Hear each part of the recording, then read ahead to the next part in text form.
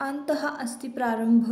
मागे काय चुकलं यापेक्षा पुढे काय सुधारता येईल हा विचार जास्त महत्त्वाचा.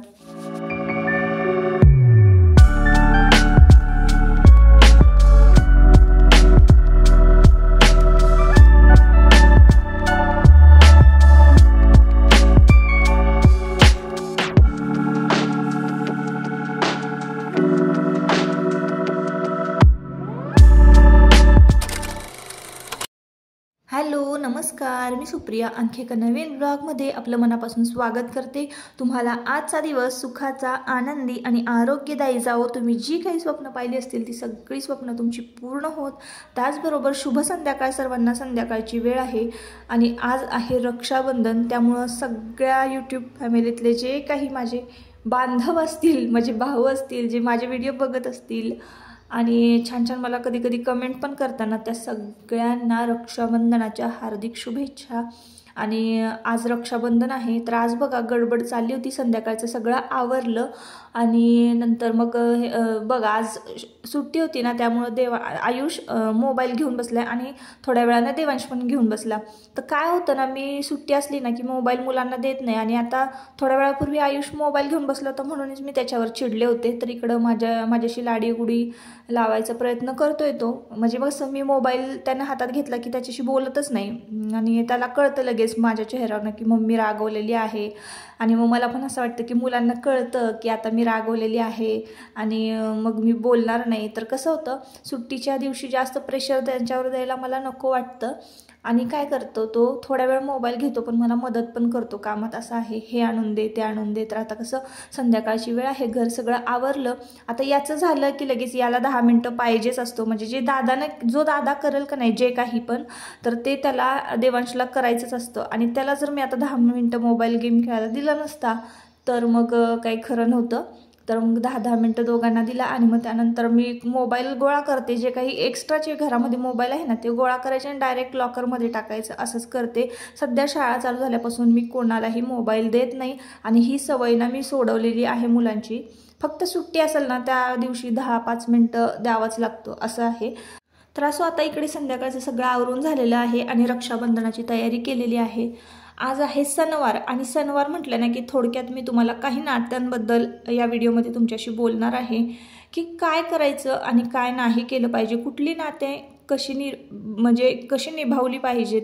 तर मी जे लाईफस्टाईलमध्ये माझ्या आयुष्यामध्ये मी जे अनुभवलेलं आहे, मी जे फॉलो करते ना, तेच मी तुमच्याबरोबर या व्हिडिओमध्ये आजच्या दिवशी शेअर करणार आहे. आज आहे रक्षाबंधन आणि रक्षाबंधनासारखं पवित्र नातं, भाऊ बहिणीचं नातं ना या जगामध्ये नसेल कदाचित. कारण कुठल्याच बहिणीला वाटत नाही की आपल्या भावानं म्हणजे दुःखी असावं आणि म्हणजे त्याचं संसार होऊ नये किंवा त्याला यश मिळू नये असं कुठल्याच बहिणीला वाटत नाही बरं का. पण काही नाते अशी असतात ना की असूनही नसल्यासारखे असतात, असं आहे. म्हणजे की बघा, आता लहानपणापासून मला तर ना काही कारणास्तव राखी माझ्या भावाला बांधायला मिळालीच नाही. कारण मी घरापासून खूप लांब होते, लांब राहिलेले आहे, मामाच्या गावी राहिलेले आहे आणि भावाजवळ कधीच नव्हते, आईजवळ कधी नव्हते. शिक्षण माझं ना नातेवाईकांकडेच झालेलं आहे, त्याला पण एक ठोस असं कारण आहे. पण मग असे सणवार, रक्षाबंधन हे मला साजरे करायला मिळालं नाही. तर पहिल्यापासून ना मी देवालाच राखी बांधायचे, कृष्णदेवाला, आता विठ्ठलाला सुद्धा राखी बांधते. तर सगळ्या देवांना म्हणजे आज ना सुरुवात रक्षाबंधनाची ही देवघरापासूनच होते. आणि यावर्षी आमच्या ताई पण आल्या नाही कारण त्यांच्या मुलाची तब्येत बरी नव्हती ना, त्यामुळं. आणि आज मग एवढा सोन्यासारखा सण आहे तर आपल्या मुलांचे का हात सुने ठेवा, आपल्या मुलांचं का औक्षण आपण करू नये असं मला वाटत होतं. आणि आता त्यांना बहीण नाही म्हणजे मला मुलगी नाही. आता याचं मला दुःख नाही आहे बरं का. प्रत्येक घरामध्ये सगळ्यांना मुलगी ही असलीच पाहिजे. पण मला देवाने जे काही दिलेलं आहे ना त्यामध्ये मी समाधानी आहे. मला एवढी 2 गोड मुलं दिलेली आहेत ना, आणि सारखं आपण सतत देवाकडं मागत राहायचं ना तर ते काही माझ्या मनाला पटत नाही. आणि मला जसं माझ्या भावाला राखी बांधता येत नाही ना, तसं देवानं एक नातं असं निर्माण केलेलं आहे ना, जे की माझ्या पदरामध्ये 2 मुलं घातलेली आहेत. तेच माझे भाऊ, तेच माझे सर्वस्व आहेत. आणि शिवाय आपण चांदूमामाला सुद्धा बघा मामाच म्हणतो ना, तर त्याला सुद्धा आपण राखी बांधवू शकतो म्हणजे औक्षण करू शकतो. आणि देवाला सुद्धा आपण कृष्णाला औक्षण करायचं, छानपैकी मस्तपैकी राखी बांधायची, नमस्कार करायचा आणि तू जसा द्रौपदीच्या पाठीशी उभा राहिलेला आहेस तसाच सतत म्हणजे जेव्हा मी संकटात असेल ना तेव्हा माझ्या पाठीशी उभं राहा, म्हणजे मला त्या संकटाचा सामना करण्याची ताकद दे, एवढंच फक्त बोलायचं. आणि अशी असते बघा आमची रक्षाबंधन, आणि मी हेच आयुष्यामध्ये फॉलो करत बसते.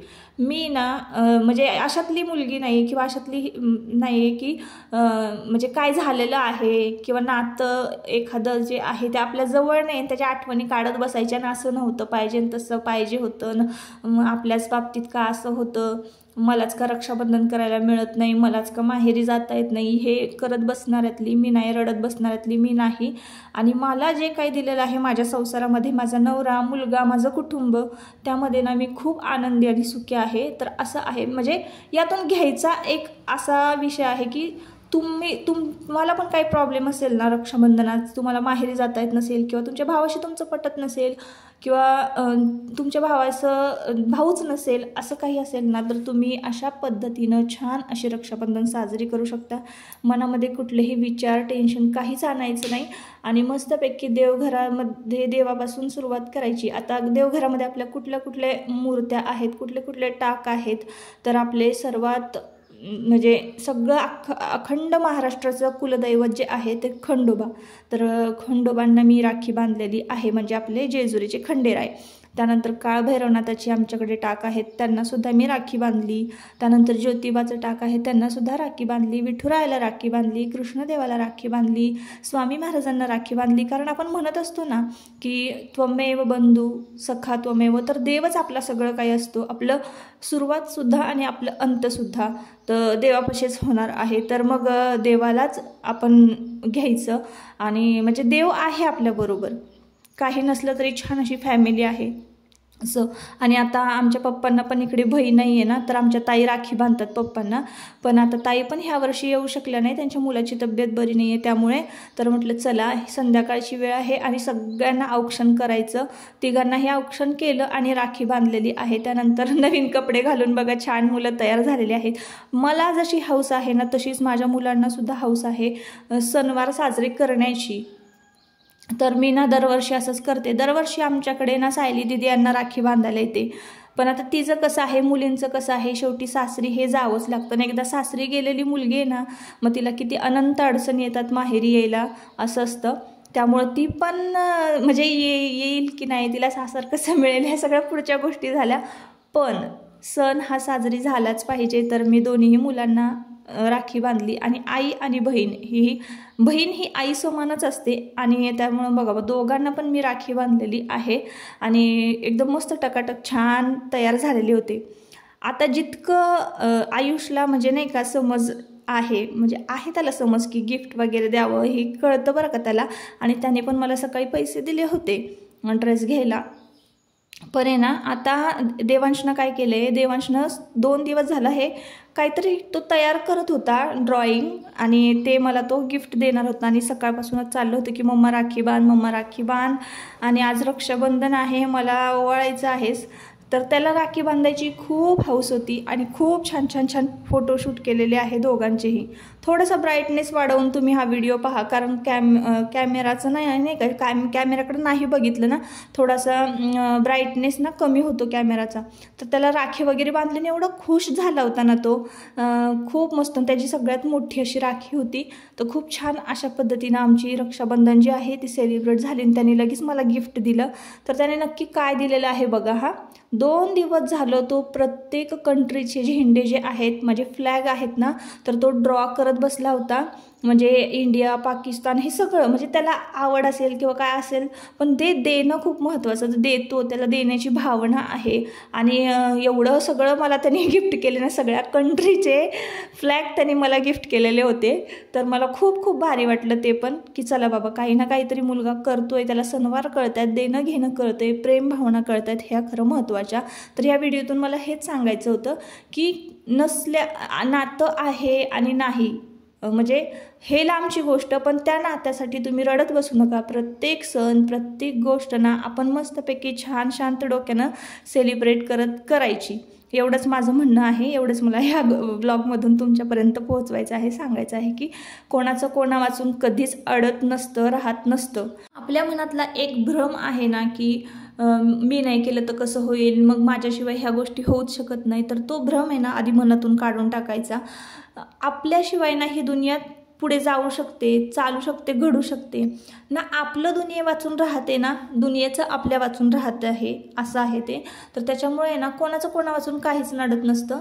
म्हणजे एवढ्याच गोष्टी मला सांगायच्या आहेत. त्यामुळं ना आपण आपलं आयुष्य मस्त छान आनंदाने जगायचं, आपल्या माणसांसाठी जगायचं आणि आपल्या मुलाबाळांसाठी जगायचं. तर म्हणजे माझ्या भावना ज्या आहेत त्या तुमच्यापर्यंत पोहोचल्या असतील की मला तुम्हाला काय सांगायचं आहे या ब्लॉगमधून.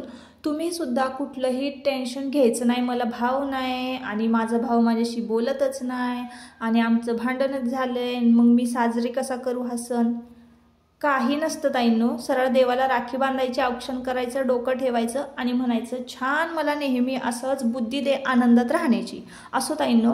तर चला आता मी इकडे काय करते, रक्षाबंधन स्पेशल अशी रेसिपी बघा मी तुमच्याबरोबर शेअर करते. आता सुट्ट्या आहेत म्हणून मी हे सगळं करते. सुट्ट्या ज्या दिवशी नसतील ना त्या दिवशी मी सरळ पोळी भाजी, दोन्ही टायमाला पोळी भाजी असते आणि एखादं पातळ कालवण म्हणजे आमटी वरण वगैरे करते, भात करते, असं असतं आमचं जेवण. पण आज सुट्टी आहे ना आणि आज मी सकाळी मस्तपैकी पावट्याचा मसाले भात केला होता ना, तर त्याच्यामुळे तो पण भरपूर शिल्लक होता. सकाळी सकाळी केला होता आणि म्हटलं संध्याकाळी पण खायला हवं म्हणून थोडंसं जास्त आवर्जून केला होता. आता मी इथे ना काय करते, बटाटा परतलेला आहे आणि आज मी जरा वेगळीच रेसिपी शेअर करते ना. मी कुठंही बघितलेली आहे नेटवर ना काय, मी फक्त ही माझ्या मनानं करते आहे आणि तीच मी तुमच्याबरोबर शेअर करते. तर बघा आज मी करते चीज बटाटा सँडविच.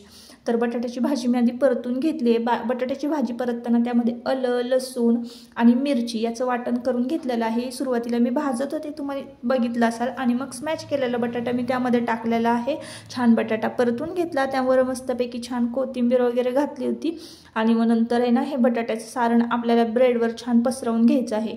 आत्ता जवळजवळ ना 8:45च्या आसपासचं हे म्हणजे टायमिंग आहे ना, 9, 8:45 जेवणाचं टायमिंग झालेलंच आहे. त्यामुळे तुमच्या दादांना काही भूक निघत नाही आणि सकाळी डाएट करत असताना दिवसभर काही खात नाही, मग संध्याकाळची भूक त्यांना निघत नाही, त्याच्यामुळे त्यांची गडबड चालू झालेली आहे. तर मी हे सारण छान ब्रेडवर पसरवून घेतलेलं आहे आणि इकडे सगळं आधी प्रिपरेशन करून घेतलेलं आहे. कसं आहे, पूर्व तयारी करावीच लागते इकडं. सँडविच किंवा असं वेगळं काही रेसिपी करायची असेल तर बघा टोमॅटो कांदा कट करून घेतलेला आहे, पनीर आणि चीज घेतलेलं आहे. तर हे सगळं जाऊन ना मी मार्केटमधून घेऊन आले होते. मागच्या ब्लॉगमध्ये तुम्हाला सांगितलं की जसं की मी माझ्या महिन्याला घेऊन बाजारामध्ये जाते, म्हणजे माझी स्कूटी, आणि मग ती मला जिकडे जायचं असतं तिकडं निवांत असं जाता येतं, फिरता येतं. दादांवर नाही गेले, नाही तर दादा खूप घाई करतात तुमचे, काहीच घेऊ देत नाही म्हणून. तर इथं बघा मस्तपैकी त्या बटाट्यावर ना मी पनीर खिसून घेतलेलं आहे. पनीर खिसलं ना बारीक बारीक की ते छान शिजल आणि मग त्याच्यावर चीज ना पसरवलेलं आहे. चीज पण छान मेल्ट होईल आणि हे सँडविच ना चीज बटाटा पनीर म्हणजे काय मी कसं केलं होतं ते कुठं बघितली नाही मी, डायरेक्ट माझ्या मनानेच केलेली आहे ही रेसिपी. पण पनीर बटाटा चीज सँडविच असं म्हणूया आपण. तर असं केलेलं आहे आजच्या दिवशी मी. आणि मग ते चीज वगैरे खिसून घेतल्यानंतर त्याच्यावर मग सगळे कांदा टोमॅटो हे सगळं पसरवून ठेवलं आणि मग त्याच्यावर ब्रेड घातलेला आहे. आणि घरातल्या सगळ्याच मंडळींना खरंच खूप भूक लागलेली आहे. म्हणजे तसं बघायला गेलं तर जास्त ही भूक नव्हती, पण भूक तर लागली होती कारण टायमिंग झालं होतं. तर त्यामुळं आता इथे बघा मी थोडं बटर जे आहे ना, तूप पसरवते आणि तुपाने एकदम टेस्ट इतकी भारी येते ना. आणि मग त्यानंतर थोडासा चाट मसाला त्याच्यावर असं छान पसरवून घेतलेला होता. इतकं टेस्टी लागत होतं ना ते सँडविच, खूपच टेस्टी लागत होतं. तर अशा पद्धतीनं तुम्ही कधीतरी करून बघा. आता तुम्ही सर्च केलं ना तरीसुद्धा मी तुमच्याबरोबर शेअर केलेली रेसिपी जी आहे ती तुम्हाला मिळणार नाही, कारण ही मीच माझ्या मनानं तयार केलेली आहे. आता ते कसं होतं आहे काय होतं आहे पुढं बघूया, कारण मी जे करते ना ते 100% मस्त होतंच बरं का. ते कुठल्याही म्हणजे असं रेसिपी तुम्हाला नेटवर शोधून ही रेसिपी काही मिळणार नाही आहे ताईंनो. तर अशा पद्धतीनं मी बटाटा पनीर चीज सँडविच केलेलं आहे. आणि मस्तपैकी तूप जे आहे ना ते छान आता ब्रेडला लावून घेते. छान दाबलेले आहेत पाव आणि अलटी पलटी करून छान भाजून घेणार आहे. भाजल्यानंतर ना लगेचच आपल्याला हे सॉस बरोबर किंवा ग्रीन चटणी बरोबर खायला द्यायचं आहे. तर आजचा बेत ना मग थोड्या वेळापूर्वी मी खीर पण करून ठेवलेली आहे. छान अशी शिरकुर्म्यासारखी खीर करून ठेवलेली आहे. आणि आपल्या इकडे बघा सँडविच आता तयार झालेले आहेत. तर सगळ्यांना भूक लागली होती. पटापट पुन्हा एकदा एका साईडनी बटर हे तूप लावून घेतलेलं आहे. बटरचा तर वापरच केला नाही, कारण चीज भरपूर होतं आतमध्ये, बटर नव्हतं आणलं, मी तूपच लावत होते. आणि तुपाचं भांडं बघा एका बाजूला ठेवून मस्तपैकी तूप लावून घेतलेलं आहे. आणि आता ना आपल्याला हे काढून कट करायचे आहेत. तर बघा तवा जास्त तापला होता आणि हा तवा जो आहे ना तो डोशाचा तवा आहे. तर तो मी कोल्हापूरहून आहे ना 1800च्या आसपास घेतला असावा, पण एकदम 6 सँडविच बसतात त्यात, म्हणून जरा बरं पडतं. पटकन म्हणजे एकाला पटकन वाढता येतं, नाही तर मग एकानंच खात बसलं ना की खूप गोंधळ होतो. आता आपले सँडविच मस्त असे कुरकुरीत असे तयार झालेले आहेत. तर मी यानं पनीर खिसलेलं होतं ना त्यानेच मी कट करून घेतलेले आहे आणि प्रत्येकाला आता खायला दिलेले आहेत सॉस वगैरे. तर आजची थाळी कशी होती? मसाले भात होता, खीर होती, कांदा टोमॅटो, मस्तपैकी सॉस आणि बघा कसं झालेलं आहे, एकदम चीजी मस्त झालं होतं पनीर आजचं, सॉरी सँडविच. तर असो, आता बघा आजच्या व्हिडिओचा मी इथंच शेवट करते. परत पुन्हा भेटूया नवीन एका ब्लॉगमध्ये. तोपर्यंत स्वतःची काळजी घ्या आणि मजेत राहा. आणि आजची थाळी बघा मी तुमच्याबरोबर शेअर केली. मस्तपैकी शिरखुर्म्यासारखी खीर होती, सँडविच होतं आणि मसाले भात होता. तर असा होता आजचा बेत. आणि आज मी जे काही सांगितलेलं आहे तर ते थोडं जरी तुमच्या उपयोगास पडलं तर नक्कीच हा ब्लॉग सार्थकी लागल्यासारखं होईल. तर असो ताईंनो, आजच्या ब्लॉगचा मी इथंच शेवट करते. परत पुन्हा भेटूया नवीन एका व्हिडिओमध्ये. तोपर्यंत स्वतःची काळजी घ्या आणि मजेत राहा. Bye bye.